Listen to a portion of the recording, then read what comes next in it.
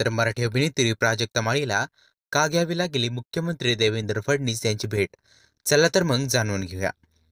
बीडमध्ये मस्साजोग येथील संतोष देशमुख यांच्या हत्येच्या प्रकरणाचे पडसाद उमटले आहेत. भाजपाचे आमदार सुरेश धस यांनी हे प्रकरण लावून धरलं आहे. दरम्यान धनंजय मुंडे यांच्यावर आरोप करताना आमदार सुरेश धस यांनी प्राजक्ता माळीसह काही अभिनेत्रींचं नाव घेत एक विधान केलं आहे. वीटभट्ट्या जमीन बळकावून प्रचंड पैसा मिळवत इन्व्हेस्ट मॅनेजमेंट केलं जात आहे. त्यांच्या या विधानानंतर प्राजक्ता माळीने पत्रकार परिषद घेऊन धस यांना काही सवाल केले. त्याचबरोबर केलेल्या विधानाबाबत माफी मागावी अशी मागणी देखील प्राजक्ता माळी यांनी सुरेश धस यांना केली.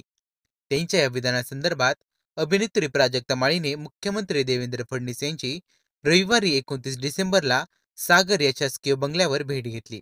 सुरेश धस यांनी केलेले विधान आणि त्यामुळे निर्माण झालेला वाद याबद्दल प्राजक्ता माळीने मुख्यमंत्र्यांना कल्पना दिली. आमदार सुरेश धस यांना समज द्यावी, त्याचबरोबर सोशल मीडियावर विनाकारण ट्रोल केलं जात आहे, त्याची दखल घेऊन कारवाई करण्यात यावी अशी मागणी अभिनेत्री प्राजक्ता माळीने देवेंद्र फडणवीस यांना केली आहे. तुमच्या सन्मानाला कुठे बाधा येईल असं कृत्य खपवून घेणार नाही. त्याचबरोबर चुकीचे व्हिडिओ सोशल मीडियावर टाकणाऱ्यांवर कारवाई केली जाईल असे आश्वासन मुख्यमंत्री देवेंद्र फडणवीस यांनी अभिनेत्री प्राजक्ता माळीला केलं आहे.